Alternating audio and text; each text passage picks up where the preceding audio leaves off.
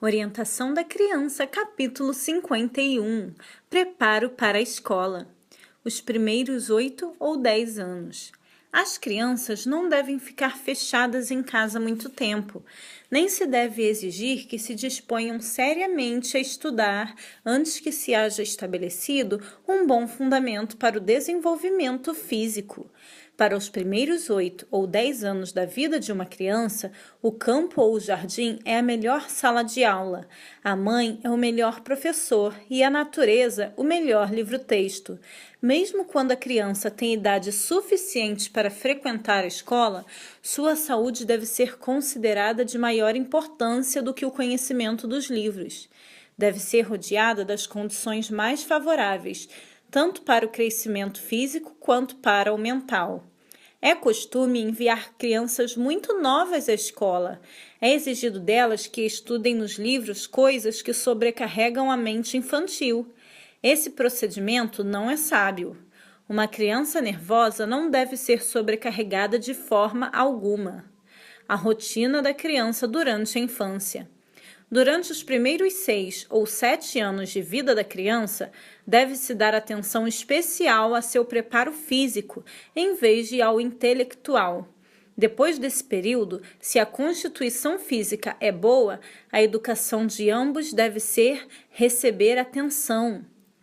A infância se estende até a idade de 6 ou 7 anos. Até esse período, a criança deve ser deixada como um cordeirinho, a andar ao redor da casa e nos jardins, na vivacidade de seu espírito, pulando e saltando, livre de preocupações e dificuldades. Os pais, e especialmente as mães, devem ser os únicos mestres dessas mentes infantis. Não devem ser instruídas em livros. As crianças geralmente são curiosas ao aprender as coisas da natureza. Farão perguntas relativas às coisas que veem e ouvem, e os pais devem aproveitar a oportunidade de instruí-las e responder pacientemente a esses pequenos questionamentos. Dessa maneira, eles poderão obter vantagem sobre o inimigo e fortalecer a mente das crianças, semeando-lhes boas sementes no coração, não dando oportunidade para o mal criar raízes.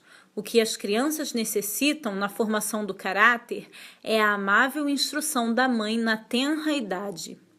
Lições durante o período de transição. A mãe deve ser a professora e o lar a escola em que cada criança receba suas primeiras lições, e estas devem incluir hábitos de trabalho. Mães, deixem que os pequenos brinquem ao ar livre, ouçam os gorjeios dos pássaros e aprendam o amor de Deus conforme se expressa em suas belas obras. Ensinem a eles lições simples do livro da natureza e das coisas que os rodeiam, e à medida que sua mente se desenvolver, podem ser acrescentadas lições de livros e firmemente fixadas na memória. Mas devem também aprender, mesmo nos primeiros anos, a ser úteis. Ensinem-lhes a pensar que, como membros da família, devem desempenhar uma parte interessada e útil em partilhar das responsabilidades domésticas e procurar o exercício saudável na realização dos deveres necessários do lar. Não precisa ser um processo doloroso. Tal ensino é de incalculável valor para a criança, e esse preparo não precisa ser um processo doloroso. Pode ser administrado de tal maneira que a criança ache prazer em aprender a ser útil. As mães podem divertir os filhos enquanto lhes ensinam a realizar pequenos serviços de amor, pequenos deveres domésticos. Esta é a obra da mãe. Instruir pacientemente os filhos, mandamento sobre mandamento, regra sobre regra, um pouco aqui e um pouco ali. E ao realizar essa obra, a própria mãe alcançará inestimável preparo e disciplina. A moral posta em perigo. Não enviem seus filhos cedo demais à escola. A mãe deve ser cuidadosa quanto a confiar a formação da mente infantil a outras pessoas. Muitas mães acham que não têm tempo para ensinar os filhos, e para vê-los fora do seu caminho e se livrarem do seu barulho e incômodos, elas os enviam à escola. Não somente tem sido a saúde física e mental das crianças posta em perigo por serem enviadas à escola num período precoce demais, mas também elas perdem do ponto de vista moral. Tiveram oportunidade de ter contato com crianças mal educadas. Foram atiradas na companhia dos grosseiros e dos rudes, que mentem, praguejam, roubam e enganam, e que têm prazer em transmitir seus vícios aos mais novos que eles.